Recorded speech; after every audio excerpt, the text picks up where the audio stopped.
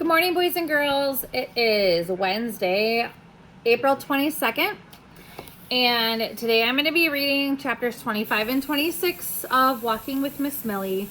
So I'm just going to get started. Yesterday, we were left off with the storm coming in and Miss Millie calling out to Alice.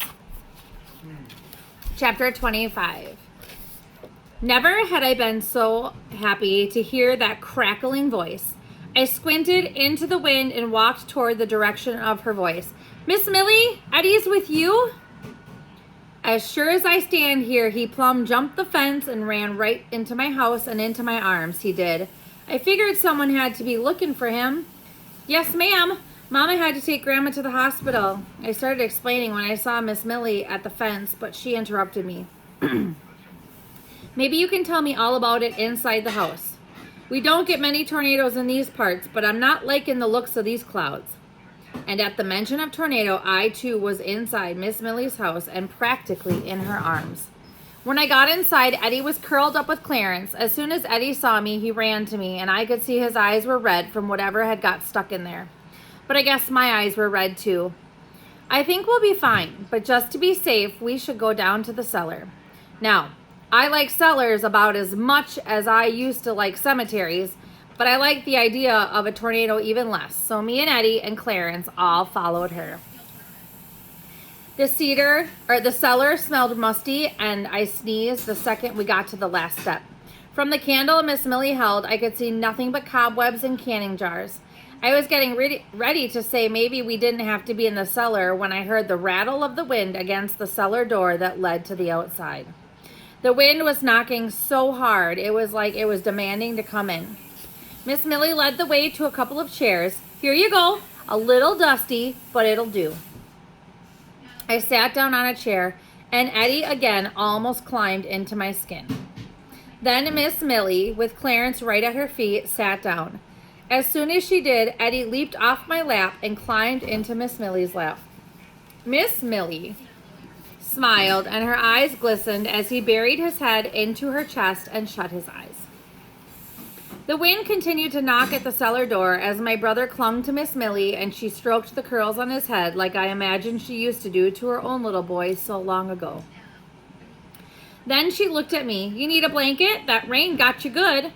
I felt a chill from being wet as soon as Eddie left my lap, but I wasn't in any mood to be comforted, so I just shrugged and answered, nah.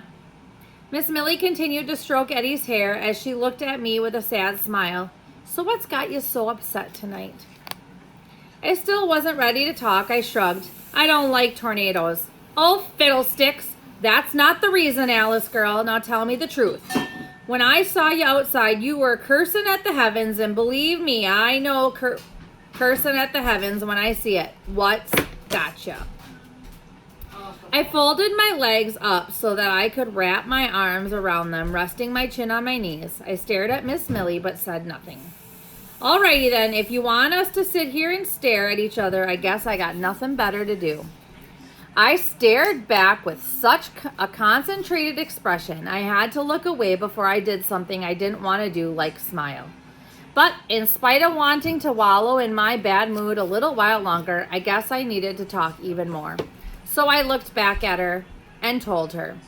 I told her about Eddie getting hurt and running away and me being scared. I told her about Grandma breaking the mirror and cutting her hand. I told her about all of Daddy's broken promises and the buried letters. I told her about Daddy looking for himself and me looking for him too. And I told her I might have finally realized that Grandma wasn't ever going to get better and Daddy wasn't ever coming back. And near the end of my telling, I heard the wind stop knocking. I heard the soft sound of Eddie's snoring. And then when I was done telling, I heard Miss Millie. Alice girl, you know one thing I learned with all my disappointments and loss? And I shook my head. I learned it is okay to get mad. It is okay to get sad. But after all that getting mad and sad, you gotta get smart. You gotta take a step back, away from all your hurting, and figure out what you can change and what you can't. I sat there listening, kind of wishing I had that blanket after all. But I wasn't ready to admit that Miss Millie was right about that or any of it. She cleared her throat and continued, talking soft, shielding Eddie's ears like she forgot he couldn't hear. Sweetie, I don't know your daddy from Adam, but I have to say you're not gonna change him. A leopard don't change his spots. Seems like he's moving on with his life. Maybe one day he'll realize what amazing kids he's missing out on knowing. But until then, you can't worry about him so much you waste the love of the people around you. I heard Miss Millie continue on, and your mama, I think she's doing the best she can for you, this little guy, for her sick mama, just like you're doing the best you can. We're all in this great big world just bumping around each other, trying to do the best we can. Her voice trailed off a bit. I knew her breathing was getting heavier. She was starting to wheeze again from all the talking. I watched her there with Eddie curled up on her lap in the damp, musty cellar. I watched her still stroking his hair, all soft like, all the while she was trying to make me feel better. I let her words come into my ears and rattle right through me before I wiped my eyes on my still wet shirt. The lights started to flicker back on and I was thinking the storm was officially over. I wondered if Mama would be home and thinking we got blown away in the storm. Miss Millie must have read my mind. Wonder if we need to get you two back before your mama gets home and worries herself to death. I think it's safe now. Feel better? There was still a lot I wasn't happy about. There was still stuff I didn't like. But if I thought real hard, the kind where your thinking goes all the way down to your soul, I had to admit, I did feel a little better. Chapter 26. Happy birthday, dear. Alice, happy birthday to you. As the singing and the signing of the birthday song ended, I took a breath before blowing out the 11 candles. Make a good wish, Pam yelled. It's funny. I knew exactly what I would have wished for a month ago, but like I feared, Daddy didn't remember it was my birthday with a card or a call or anything. I figured I'd used up enough of my wishes on him. I shut my eyes and I blew. Yay! Everybody clapped. What'd y'all wish for? Pam asked. Nah, don't tell me, it won't come true. Mama pulled the cake back and cut it and served it to my guests. Pam, Eddie, Miss Millie, Clarence, Mrs. Davis, and even Mr. O'Brien, who I told Mama could come. Grandma was here too. She hadn't needed stitches, but her hand was still bandaged from her accident. She seemed perfectly happy to be sitting between Miss Millie and Mrs. Davis, like she was enjoying my party just fine. First piece goes to the birthday girl, Mama announced, bringing me the corner piece of the chocolate cake. Thanks, Mama. She smiled at me and nodded to Clarence. Looks like someone is enjoying one of your presents. One thing I asked for my birthday was a new dog toy. When I first told Mama that, she thought I meant I wanted a stuffed dog, but I explained I wanted a chew toy for Clarence. After I opened it and gave him a toy shoe that squeaked, Clarence got real close to it and sniffed it, and then he looked up at me like he was insulted. He might have even rolled his eyes, but after I threw it and I squeaked it and chased it myself a few times, he figured it out and started wagging his tail like he was really enjoying it. When everyone finished their cake, I walked into the living room where the grown-ups had gone to sit. I came in on the end of Mama and Miss Millie's conversation. But don't tell her what I said or her head will swell. So big she won't never be able to leave this house through that door again, Miss Millie laughed and coughed a bit. Mama laughed too. Well, thank you for those kind words, and I agree my daughter is a great young lady. But I have to thank you, Miss Millie. Your friendship has meant so much to her and to us. I knew Miss Millie didn't like getting all mushy, and she really didn't like getting compliments, so I waited to see what she'd say. She shrugged her shoulders until they looked like they were stuck around her ears as she looked right at me and winked. Who said nothing good never comes from eavesdropping? Everybody laughed, and soon Miss Millie was coughing. Want a drink of water? Mr. O'Brien asked as he stood up and walked to the kitchen. Miss Millie shook her head, but Mama nodded to him that it was a good idea. They didn't understand Miss Millie's coughing fits like I did. I followed Mr. O'Brien to the kitchen. I didn't mind him being around so much anymore, especially after he'd asked Mama to teach him some sign language.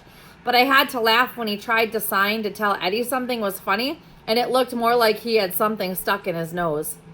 Still, it was nice he was trying. Before he brought the drink to Miss Millie, who wasn't coughing anymore, I had something I needed to say, and I cleared my throat. Thank you for the bike, Mr. O'Brien. It's real nice, and I like riding it around town. You're very welcome, Alice. He smiled at me. I'm glad you could get some use out of it. Are you having a good birthday? I looked around my house and saw all the people, and of course Clarence there. I had to admit I was having a pretty good birthday after all. And I smiled. That it was good to be 11. I already knew so much more than when I was just 10. Lots of living and growing must make a person smarter. I looked at Miss Millie and figured she'd been living and growing for 92 years. I guess it was no wonder she was so smart. And that is the end of chapter 26. I want to go back to chapter 25 a little bit, and I want to talk about the passage that Miss Millie, the advice that she gave to Alice Ann. This is probably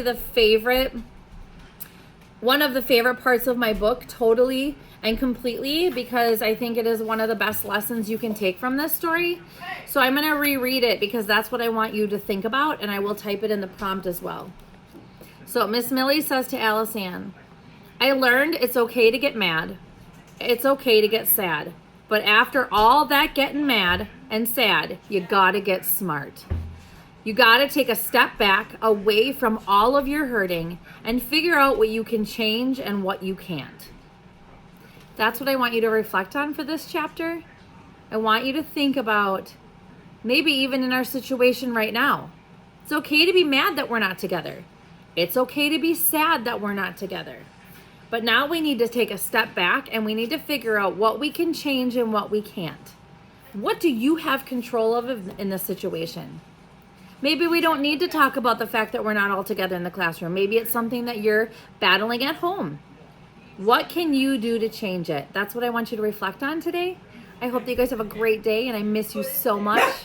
Have a really, really very special day. Do something today that is kind to somebody else. Go out there and be kind to somebody today too. Okay? See you guys tomorrow.